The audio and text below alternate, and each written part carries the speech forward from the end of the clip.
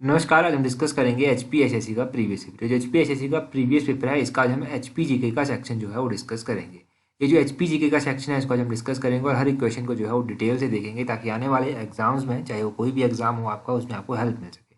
75 question number से start करेंगे। यहाँ पर पूछा गया है, which of the following assailant attack on Kangra in 1980।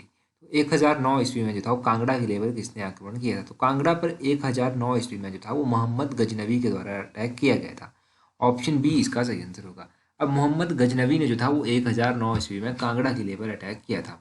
अगर हम बात करें कांगड़ा किले पर अटैक्स कब कब हुए और किस किसने किए, देखिए मोहम्मद गजनवी ने 1009 ईस्वी में अटैक किया। जब मोहम्मद गजनवी के द्वारा यहाँ पर अटैक किया गया था तो उस टाइम कांगड़ा के राजा कौन थे? तो उस टाइम कांगड़ा के राजा थे वो थे राजा जगदीश चंद। और उसके बाद कांगड़ा किले पर जो था वो मोहम्मद तुगलक के द्वारा भी अटैक किया गया था। मोहम्मद तुगलक ने जो था वो कब कांगड़ा किले पर अटैक किया था?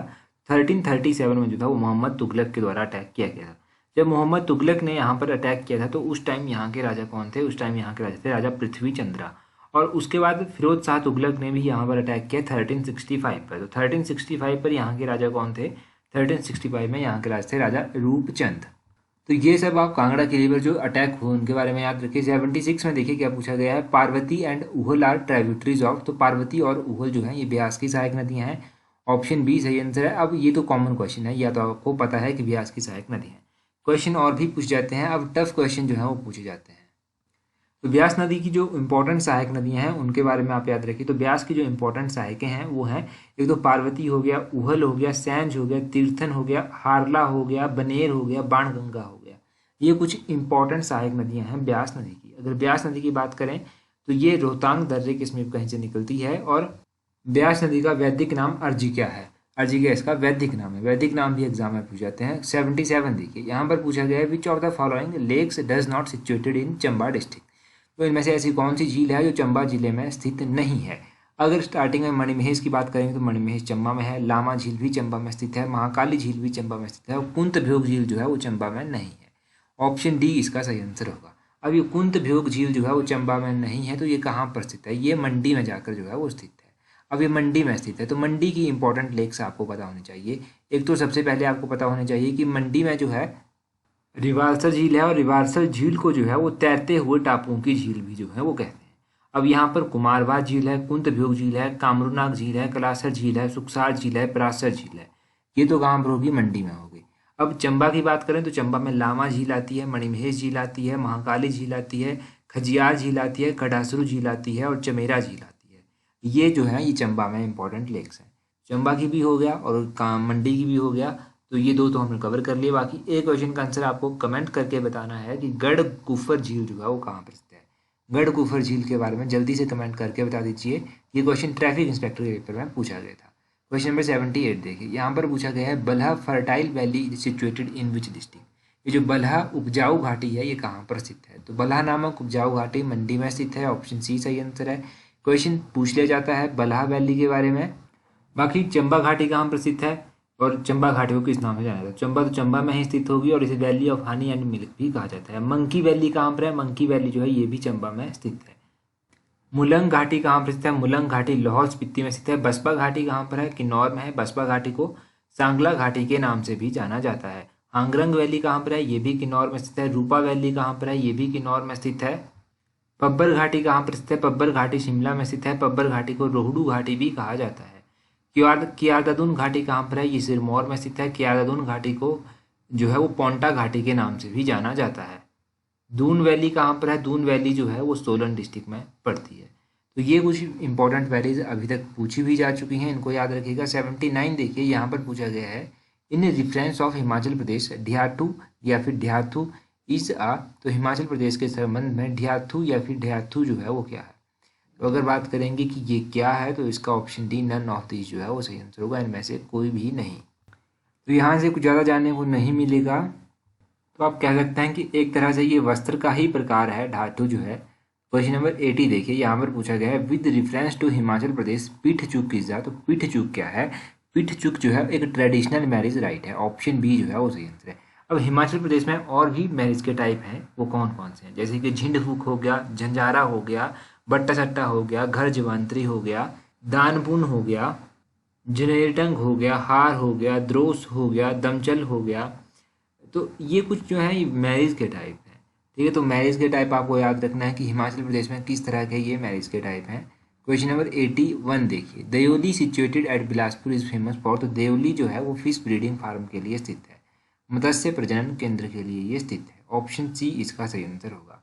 अब देओली जो है ये फिश ब्रीडिंग सेंटर के लिए फेमस है। अगर आप इसकी बात करेंगे कि ये कौन सी खड्ड के किनारे स्थित है, क्योंकि ये क्वेश्चन पूछा जा चुका है, तो ये अड़ी खड्ड के किनारे स्थित है।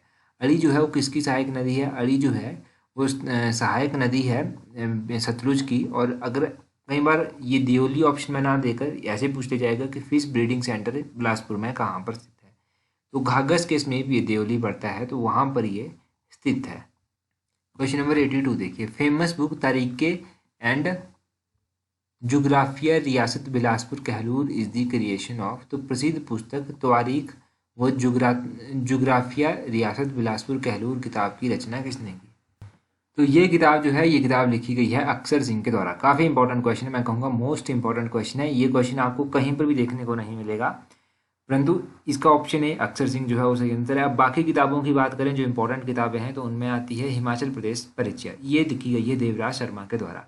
हिमालयन पॉलिएंड्री किताब D.N. मजूमदार के द्वारा लिखी गई है। Bilaspur past present and future किताब आनंद चंद के द्वारा लिखी गई है। प्राचीन हिमाचल किताब L.P. पांडे ने लिखी है। कुल्लू तो देश की कहानी किताब लालचंद पारथी ने लिखी है। बिलासपुर की कहानी अक्षर सिंह ने लिखी है। मृग तृष्णा किताब शांता कुमार ने लिखी है। लाजो किताब शांता कुमार के द्वारा लिखी गई है। पॉलिएंड्री इन हिमालयस किताब डॉक्टर Y.S. परमार ने लिखी है। हिमालयन पेंटिंग किताब B.N. दत्तार के द्वारा लिखी गई है। देखिए ये एक रिवाइज करने का तरीका है कि अगर आपने ये किताबें पढ़ रखी हैं तो आपका यहाँ से रिवाइज जो है वो अच्छी तरह से हो जाएगा। 83 भी काफ़ी इंपॉर्टेंट क्वेश्चन है। यहाँ पर पूछा जाता है Chandradhar Sharma Guleri award is given in the field of. ये जो चंद्रधर शर्मा गुलेरी अवार्ड है ये कौन से क्षेत्र में दिया जाता है? तो ये हिंदी लिटरेचर में दिया जाता है। ऑप्शन ए जो है वो सही आंसर है। अब पहली बार चंद्रधर शर्मा गुलेरी अवार्ड जो था वो किसको दिया गया था, ये क्वेश्चन भी इंपॉर्टेंट है और कई बार एग्जाम में पूछा गया है। तो पहला जो चंद्रधर शर्मा गुलेरी अवार्ड दिया गया था वो श्री केशव को दिया गया था। और कब दिया गया था? 1986 में जो था वो ये दिया गया था।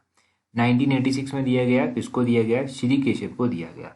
अब यहाँ से जो है कुछ और भी अवार्ड भी हैं हिमाचल प्रदेश के जो आपको याद रखने हैं। एक तो डॉक्टर यशवंत सिंह परमार अवार्ड हो गया। ये अवार्ड जो है 1986 में दिया गया था। और किसको दिया गया था? मियाँ गोवर्धन सिंह को दिया गया था। पहली बार पहाड़ी गांधी बाबा कांसीराम पुरस्कार जो था वो कब दिया गया था? 1986 में दिया गया था। और किसके द्वारा दिया गया था? श्री जयदेव किरण के द्वारा दिया गया था। और पहाड़ी गांधी बाबा कांसीराम की बात करें तो इनको जो था ये टाइटल किसने दिया था पहाड़ी गांधी का? तो जवाहरलाल नेहरू के द्वारा जो था वो बाबा कांसीराम को पहाड़ी गांधी जो था वो कहा गया था। किसके द्वारा? जवाहरलाल नेहरू के द्वारा।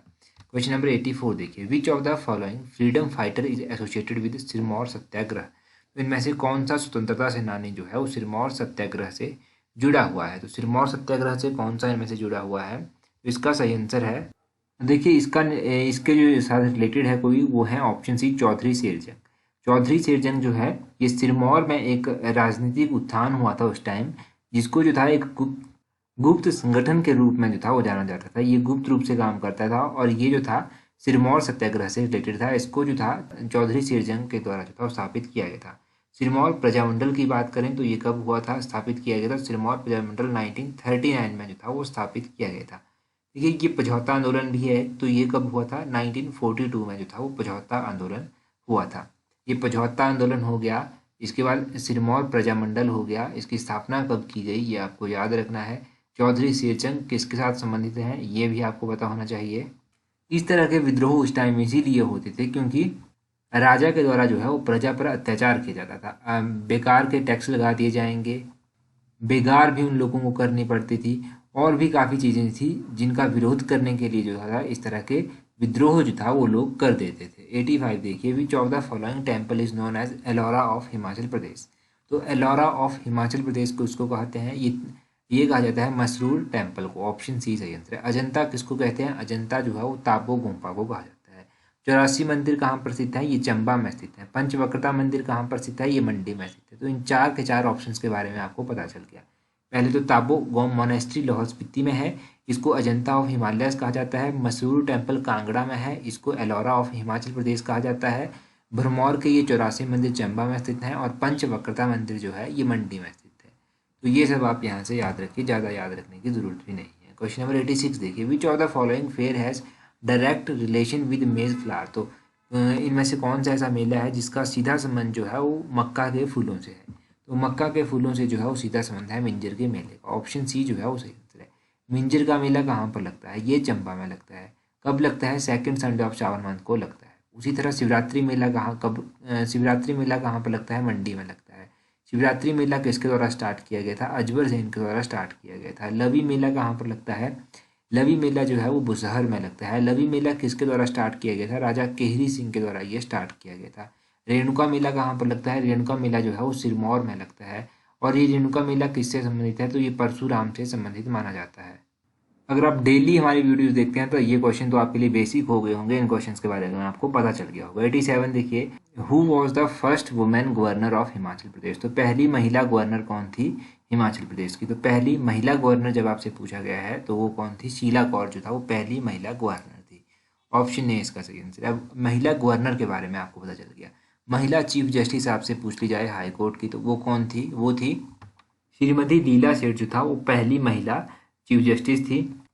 पहले मुख्य आयुक्त कौन थे हिमाचल प्रदेश के, वो थे श्री NC मेहता। पहले उप मुख्य आयुक्त कौन थे, वो थे श्री EP मून। और उसके बाद पहले उपराज्यपाल कौन थे, वो थे मेजर जनरल हिम्मत सिंह।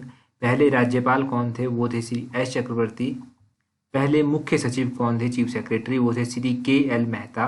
पहले विधानसभा सचिव कौन थे, वो थे श्री NC नंदी। पहले लोकायुक्त कौन थे, वो थे TBR दत्ताचारी। पहले हिमाचल प्रदेश यूनिवर्सिटी के उप कुलपति कौन थे, वो थे डॉक्टर रामकरण सिंह। तो ये कुछ मैंने बेसिक क्वेश्चन आपको बता दी। क्वेश्चन नंबर 88 देखिए, यहाँ पर पूछा गया है Himachal Pradesh agriculture university situated at. Agriculture university कहाँ पर स्थित है, ये आपको पता है कि ये ऑप्शन ए पालमपुर में स्थित है। अगर आपसे पूछा जाए कि श्रवण कुमार कृषि विश्वविद्यालय कहाँ पर स्थित है, तो श्रवण कुमार कृषि विश्वविद्यालय जो है वो कहाँ पर स्थित है, ये पालमपुर में स्थित है और इसी का नाम है ये हिमाचल प्रदेश कृषि विश्वविद्यालय। इसकी स्थापना 1978 में की गई थी। अगर आपसे पूछा जाए कि डॉक्टर YS परमार जो है यूनिवर्सिटी कहाँ पर स्थित है, तो ये जो है ये सोलन में स्थित है और इसकी स्थापना 1985 में की गई थी। हिमाचल प्रदेश यूनिवर्सिटी कहाँ पर स्थित है, ये शिमला में स्थित है और इसकी स्थापना 1970 में की गई थी। APG यूनिवर्सिटी कहाँ पर स्थित है, ये शिमला में स्थित है। बहारा यूनिवर्सिटी वाकनाघाट में स्थित है। सेंट्रल यूनिवर्सिटी धर्मशाला में स्थित है। चितकरा यूनिवर्सिटी सोलन में स्थित है। इटर्नल यूनिवर्सिटी बड़ू साहिब में स्थित है। IEC यूनिवर्सिटी सोलन में स्थित है। इंडस इंटरनेशनल यूनिवर्सिटी बाथू में स्थित है। इसके अलावा श्री साई यूनिवर्सिटी कहाँ पर स्थित है, ये पालमपुर में स्थित है। माना भारती सोलन में स्थित है।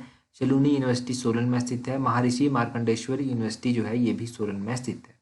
तो ये कुछ और इंपॉर्टेंट यूनिवर्सिटीज़ हैं हिमाचल प्रदेश की। ये प्राइवेट यूनिवर्सिटीज़ हैं और प्राइवेट यूनिवर्सिटीज़ के बारे में भी जो है एग्जाम में पूछा जा चुका है। अगला क्वेश्चन देखिए, यहाँ पर क्या पूछा गया है। यहाँ पर पूछते हैं विच of the following pass is not associated with Lahaul Spiti. तो इनमें से ऐसा कौन सा दर्रा है जो लाहौल स्पीति के साथ संबंध नहीं रखता।